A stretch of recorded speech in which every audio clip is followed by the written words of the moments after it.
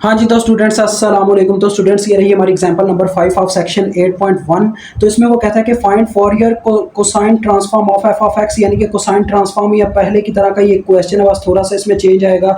वो क्या जी, इसमें देखो दो लिमिट्स आ जाएंगी, क्योंकि लास्ट लिमिट तो जीरो है, लेकिन ये दो लिमिट्स हमारे पास वेरिएबल्स की फॉर्म में जिसे सॉल्व किया जा सकता है। तो आपको पता है इसको कैसे आपने अप्लाई करना है। आपने पहले कैपिटल एफ लगाना है, एफ सी लिख के इसके अंदर आपने ब्रैकेट के अंदर फंक्शन अपना लिखना है एफ ऑफ एक्स। ठीक है जी, इसको डिज़ाइन करने का तरीका मैंने आपको प्रीवियस वीडियो में बताया था। उसके बाद आपने क्या करना है जी, उसके बाद इसका तरीका ये होगा, आपने अपना एफ लगाना है, सी नीचे लिखना है और इसके ऊपर बार लगा देना है, इनटू आपने लिख देना लैम्डा।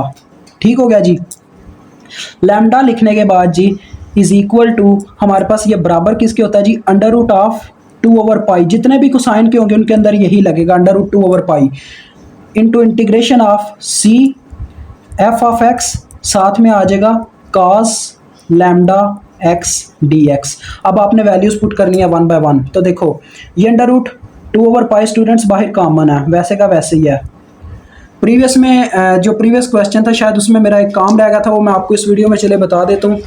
मुझे अभी देखो यहाँ पे याद आ गया। ये देखें, हमने क्वेश्चन में स्टूडेंट्स क्वेश्चन ओवरऑल आपको करके तो दिखा दिया था, लेकिन ये जो अंडर रूट 2/पाई था इसने भी इनके साथ मल्टीप्लाई होना था। तो ये चीज़ कर लीजिएगा, अंडर रूट 2/पाई भी इनके साथ मल्टीप्लाई होगा, क्योंकि हमने सिर्फ इंटीग्रेशन निकाल के काम छोड़ दिया। अंडर रूट 2/पाई से भी हमने इस सब को मल्टीप्लाई करवाना था, ये जो हमारे आंसर आए थे। आप मल्टीप्लाई ना भी करवाओ, बस बाहर लिखना लाजमी बनता है, बाहर आपने लिखना है अंडर रूट 2/पाई। ठीक है जी, ये आपने बाहर लिख देना, आपका आंसर ठीक हो जाएगा। तो आते हैं वापस अपने क्वेश्चन की तरफ। चले, अच्छी बात है, मुझे याद आ गया, आपका भी फायदा हो गया। ठीक है, अंडर रूट 2/पाई को हम ओवरऑल में से कॉमन रखेंगे, अंदर इंटीग्रेशन अप्लाई होगी। देखो स्टूडेंट, सबसे पहले आ जाएगा हमारे पास f of x function, x वाला फंक्शन, एक्स के साथ आ जाएगा कॉस लैम्डा एक्स। ठीक है जी, साथ में आ गया अपना डी एक्स। अब दूसरे नंबर पे आएगा हमारे पास, देखो प्लस इंटीग्रेशन ऑफ, देखो 2 माइनस एक्स वाला फंक्शन है ना, तो 2 माइनस एक्स आ जाएगा एफ ऑफ एक्स की जगह अब, और साथ में आ जाएगा cos lambda x d x. ठीक हो गया जी, ये चीज़ आ जाएगी। अब देखो इनकी लिमिट्स भी अप्लाई होनी है। आगे जीरो वाला फंक्शन लिखने की जरूरत नहीं है, क्योंकि स्टूडेंट जहाँ पे लिमिट ही जीरो है उसने उसको टोटली जीरो कर देना, फंक्शन लिखने का फायदा ही नहीं होगा। अब इनकी लिमिट्स लिखो। देखो पहली लिमिट है 0 से लेके 1 तक, दूसरी लिमिट है हमारे पास 1 से 2 तक। हम इनको अलग-अलग सॉल्व करेंगे। सबसे पहले मैं इस फंक्शन को सॉल्व करना स्टार्ट करता हूँ। यहाँ पे देखो integration x cos lambda x, ठीक है जी, तो डी एक्स। तो स्टूडेंट्स आपको पता है इंटीग्रेशन बाय पार्ट से इसने भी सॉल्व होना है, तो मैं इसको नंबर 1 दे देता हूँ, इसको नंबर 2 रख लेता हूँ, क्योंकि ये घट सकता है डेरिवेशन से, इस वजह से मैं इसको 2 दूसरे नंबर पे पहले नंबर पे रख रहा हूँ। तो ये पहले वाला नंबर पहले एज इट एज आएगा, और दूसरे की आ जाएगी इंटीग्रेशन कॉस लैम्डास की। इंटीग्रेशन क्या होती है जी, साइन लैम्डा एक्स, और इसका एंगल के साथ जो चीज़ मल्टीप्लाई हो रही होती है वो बटे में चली जाती है, तो लैम्डा बटे में चला जाएगा। इसी तरह से फिर माइनस, और इंटीग्रेशन इसकी फिर से आती है इंटीग्रेशन, और अंदर इंटीग्रेशन होती है अपने दूसरे फंक्शन की फिर से, जो कि आ जाएगी हमारे पास साइन लैम्डा एक्स, और आपको पता है इसका लैम्डा भी बटे में आया होगा, तो उस लैम्डा को हम बाहर निकाल लेंगे, 1 लैम्डा बाहर आ गया। और आपको एक और चीज़ बताता चलो, यहाँ पे पहले फंक्शन की डेरिवेशन साथ में इसके मल्टीप्लाई होती है। जो एक्स का डेरिवेटिव होगा वो 1 होगा, 1 को साथ में मल्टीप्लाई देने का फायदा नहीं है, 1 ही आ जाना, इसने वही फॉर्म बन जाना है, तो डी ऑफ एक्स डायरेक्ट लिख सकते हो आप। ठीक है, इससे ये फायदा हुआ, इससे क्या हुआ, ये सिंगल फंक्शन रह गया। अब हमारे पास इसका आंसर निकल आएगा। नेक्स्ट स्टेप में देखो वो क्या निकल रहा है, x over lambda sign lambda x, ठीक है जी, माइनस 1 ओवर लैम्डा क्या लिखना है, देखो साइन का हमारे पास स्टूडेंट्स इंटीग्रेशन क्या होती है, साइन की इंटीग्रेशन होती है cos lambda x minus cos lambda x, तो माइनस इसको प्लस कर देगा, कॉस लैम्डा एक्स ऊपर आ गया, और ये लैम्डा फिर से बटे में जाएगा, वो लैम्डा इस लैम्डा से मल्टीप्लाई होकर लैम्डा स्क्वायर बना देगा। तो ये आपकी इंटीग्रेशन आ गई है इस वाले फंक्शन की। अब इसमें मैंने लिमिट्स नहीं पुट की, लिमिट्स बाद में पुट करेंगे, ठीक है, लिमिट्स ऊपर जाके पुट करेंगे। अब मैं दूसरे वाले फंक्शन को सॉल्व करता हूँ, ये वाला फंक्शन। तो इस फंक्शन में आपके सामने ये दो फंक्शंस बन जाने हैं, एक दफ़ा इसने 2 से ज़रब होना है, एक दफ़ा इसने माइनस एक्स से ज़रब होना है। तो उस लिहाज से देखा जाए स्टूडेंट्स, तो हमारे पास ये क्या बनेगा जी, देखें फंक्शन है 2 माइनस एक्स, हाँ जी। चलो यार इसको इकट्ठा ही सॉल्व करते हैं, क्या इसके साथ पंगे लेने, इसको आगे पीछे करना। देखो हमारे पास फंक्शन है 2 माइनस एक्स, ये पूरा x वाला फंक्शन है, ये x की जगह आ गया, जहाँ पे x था वहाँ पे ये अब आ गया, और साथ में cos लैम्डा x dx। ठीक है जी, इसमें भी मैं यही करूँगा, इसको पहला फंक्शन बना लूँगा और इसको दूसरा नंबर रख लूँगा ताकि ये घट जाए बाद में। तो देखो वही काम होगा स्टूडेंट्स, 2 माइनस एक्स पहले एज इट एज लिखा जाएगा और कॉस लैम्डा एक्स का हमारे पास इंटीग्रेशन आएगी जो कि हमारे पास क्या आई थी, sign lambda x over lambda, ठीक है, और बटे में लैम्डा। उसके बाद देखो फिर से यही काम होगा, हमारे पास यहाँ पे आएगा बटे में बाहर 1 ओवर लैम्डा और अंदर आई होगी इंटीग्रेशन ऑफ इसकी साइन लैम्डा एक्स और साथ में 2 माइनस एक्स का डेरिवेटिव आया होगा। देखिए स्टूडेंट्स 2 माइनस एक्स का डेरिवेटिव क्या आएगा, 2 का डेरिवेटिव 0 आ जाएगा और माइनस एक्स का डेरिवेटिव -1 आ जाएगा। कैसे, माइनस पीछे हट गया और D x over D x 1 हो गया तो ये -1 देगा, -1 इस वाले बाहर वाले माइनस को +1 कर देगा जिसकी वजह से मेरे पास ये चीज़ बन जाएगी। समझ रहे हो ना मेरी बात को। तो अब देखो अब ये मुझे क्या आंसर देगा, ये मुझे आंसर देगा 2 minus x over lambda sign lambda x और ये आ जाएगा साइन लैम्डा एक्स का क्या डेरिवेटिव होता है, इंटीग्रेशन होती है स्टूडेंट्स हमारे पास माइनस कॉस लैम्डा एक्स, तो लिहाजा ये माइनस कर देगा इसको, कॉस लैम्डा एक्स आ जाएगा और इसका भी ये जो साथ में एंगल के लैम्डा ये भी एक दफ़ा बटे में आएगा जो इस लैम्डा से मल्टीप्लाई होकर लैम्डा स्क्वायर दे देगा। अब आप ये वैल्यूज उठा के ऊपर पुट कर सकते हो,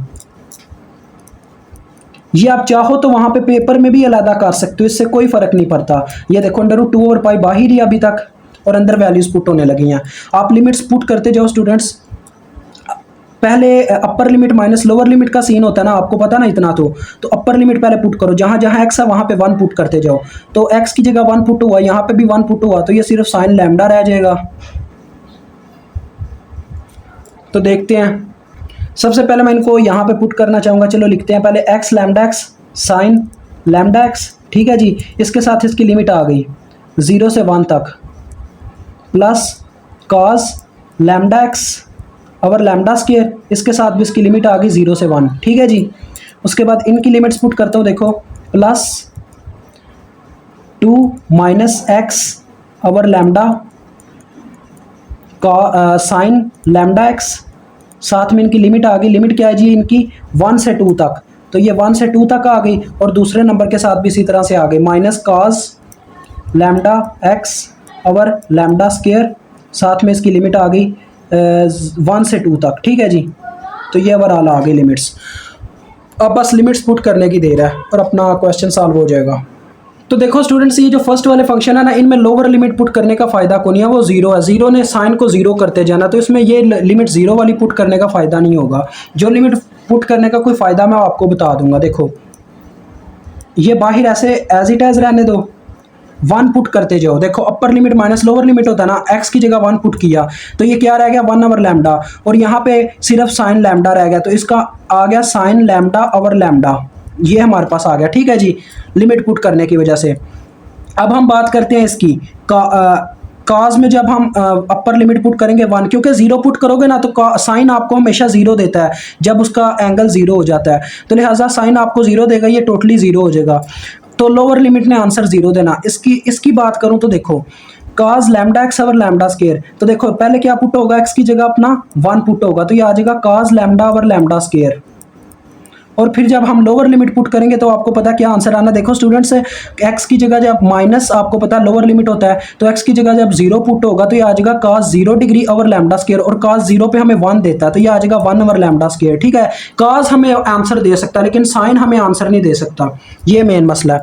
अब इस तरफ आ जाओ, एक्स की जगह पुट होनी है पहले अपर लिमिट फिर लोअर लिमिट, तो देखो जब मैं अपर लिमिट पुट करता हूँ तो ये आ जाएगा 2 माइनस 2, ये तो 0 कर देगा, 0 से ये ओवरऑल लिमिट पुट 0 हो जाएगी। जब मैं लोअर लिमिट पुट करूंगा यानी कि माइनस लोअर लिमिट होगा तो 1, ये देखो 2 माइनस 1 ओवर लैम्डा यानी कि 1 ओवर लैम्डा आ जाएगा, 1 ओवर लैम्डा, और यहाँ पे साइन लैम्डा रह चुका होगा, ठीक है जी। आगे आ जाओ स्टूडेंट्स, अब इसकी लिमिट्स की बात आती है। एक दफ़ा तो ये मुझे देगा minus cos 2 lambda over lambda square, क्योंकि एक्स की जगह पुट हुआ पहले अपना 2, फिर आ जाएगा प्लस, देखो जब 1 पुट करूंगा मैं तो ये मुझे दे देगा cos lambda over lambda square. अब ये प्लस क्यों हुआ, क्योंकि माइनस लोअर लिमिट होता है लेकिन बाहर एक माइनस था, माइनस ने अपर लिमिट को माइनस कर दिया जबकि लोअर लिमिट को प्लस कर दिया। ये आप पुट करना स्टूडेंट्स जानते हो, इतना मुझे इसको एक्सप्लेन वैसे करने की ज़रूरत नहीं है। अब देखो जो कटता कटाता है वो ख़त्म कर दो, ये देखो ये और ये सेम है और ये कटते हैं, ठीक है जी। उसके बाद क्या कटता है, और कोई चीज़ नहीं कटती, देखो ये दोनों सेम है तो ये प्लस हो जाएंगे, तो ये आ जाएगा हमारे पास, देखो स्टूडेंट्स √2 ओवर पाई इंटू 2 बन जाएगा 2 cos lambda over lambda square, ठीक है जी।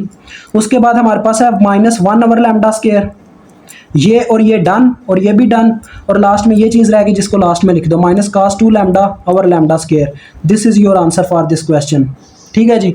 यहाँ पे आपका ये क्वेश्चन सॉल्व होता है। मुझे उम्मीद आपको समझ आ गई होगी। अल्लाह हाफिज़, अस्सलाम वालेकुम।